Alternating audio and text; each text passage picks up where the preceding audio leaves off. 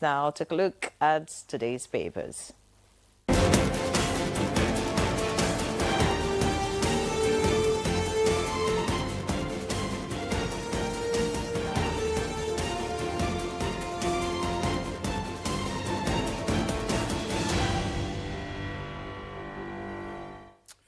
Well, our newspaper reviewer is here, Chooks. Demola, good morning. Good morning. How are you? Yeri. Good to see you. Were you afraid that World War III was coming? The Iranians and the Israelis I was just so sure it was have not called going a truce. I was so sure it was not going to get to me There's anyway. a ceasefire. And Trump has trumpeted it. You know, he wants to be seen to be behind everything. All right. And because of that, now you have the pump price of petrol. No, it's going to come down. You know, Dangote started they were thinking that the Strait of Hormuz could actually be blocked by Iran. Remember that 20% of the world oil trade goes through the Strait of Hormuz, but that didn't happen.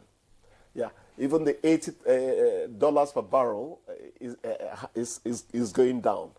So we should all be happy about it. And we hope that your predictions are actually true or right.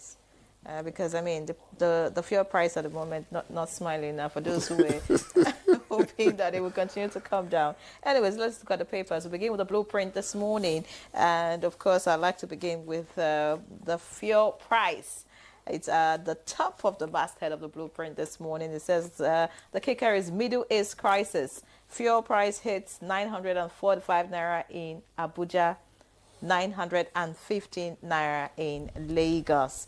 And looking at the major headline here, it says FG rakes in 6.9 trillion naira in the first quarter of 2025. NPA targets 1.28 trillion naira. Senate Lords Agency urges prudent expenditure. Above the masthead, 2 to die by hanging in Lagos for wedding day murder. That's on page 6.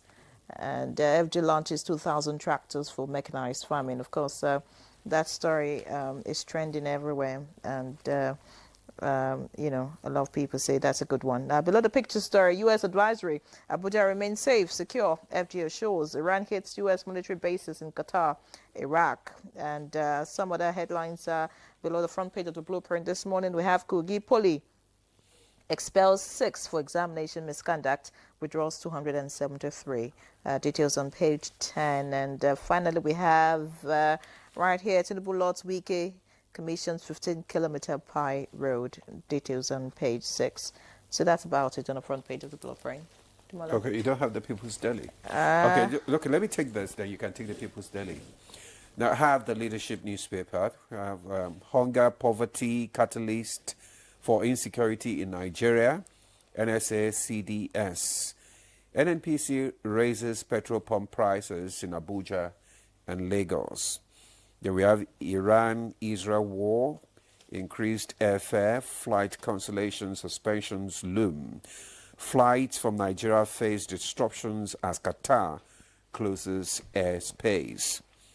Federal government files fresh cybercrime charge against Senator Natasha. Details of that story can be found on page 9. 2027, ex-Tinubu's aide, Baba Ahmed, observes cracks, slams coalition. No time for new party, Babachi Lawal will unite under one political party, El Rufai. The government hijacked Benue links bus, abduct all passengers. Details on page 18. Flutterwave power business growth in Cameroon with fully licensed payment services. Details on page 26. Constituency project, source of legislative corruption, Agora policy. Details on page 9. 19-year-old Nigerian unveils app to disrupt global chat space. Details of that story can be found on page 9. And we have the front page picture of President Bola Tinubu, FCT Minister Nyesom Wike, APC National Chairman, and Minister of State during the commissioning of the newly constructed road from A2 Junction, Abuja, to Lokoja Pai Kwali Area Council yesterday. All right, Chooks. just quickly take a look Okay, at the People's okay. Daily before we get to Chooks. The lead story here is on security. It says gunmen abduct 12 passengers in Benue. Of course, that's on all the papers. And we have update on Plateau killings. Lawmakers demand justice, security reforms. Of course, the U.S. advisory, Abuja is safe according to the federal government is also right here.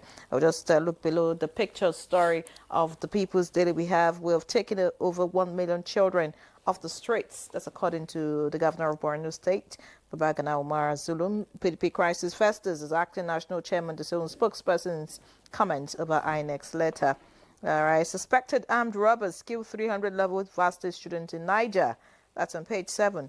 And finally, we have right here, we are targeting 1.28 trillion naira revenue in 2025. That's according to the Nigerian Ports Authority. All right, Chikudi, it's over to you. Yeah, the abduction of 12 passengers in Benue has become something that is a recurring decimal now. And it means that before some of us get on the road now to some areas in this country, we have to be very sure that it's a very important journey. It doesn't quite help your feeling of safety. I remember in those days, highway patrol vehicles were quite regular on the roads there. Yeah, very regular. Yeah, they're right.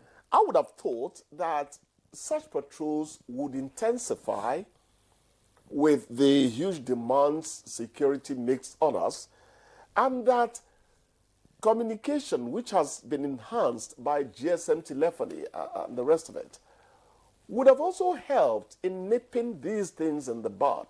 But it does seem that the criminal-minded managed to still get away with, perpetrating these road atrocities, highway atrocities.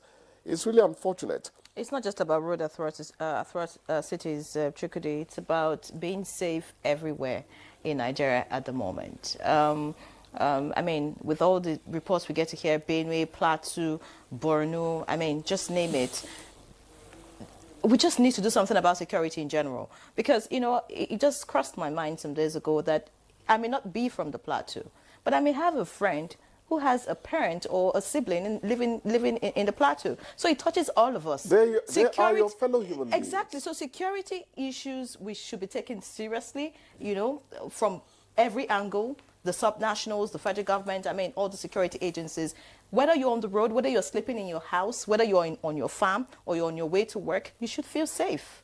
The eerie feeling it gives you is that sometimes one begins to contemplate that it is not just the criminals who are involved in this.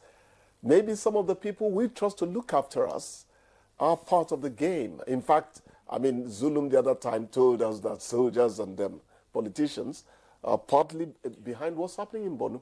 You understand?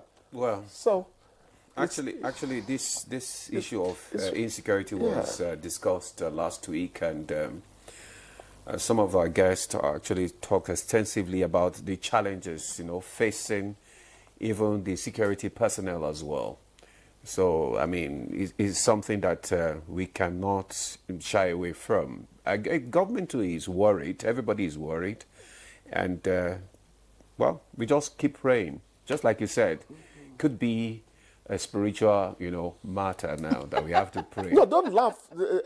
We didn't come. Pray about everything. We didn't come here. Pray about everything. We didn't come here to get religious. Yes. We didn't come here to get religious. I think we've got an overload of religion out there. Yeah. So let's not bring it here. But the truth is that if you truly believe in divinity, sin does really come as a reproach to a nation. Because the way blood flows in this country freely, and you think you're going to go free spiritually.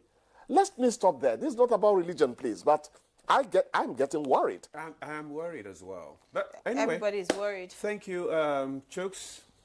We have to call it. Sure. But I'm very happy about the ceasefire. All right. In the Middle East. All right. Okay. All right. We'll now take a break. Now the conversation will continue. That is on technical and vocational education. Stay with us.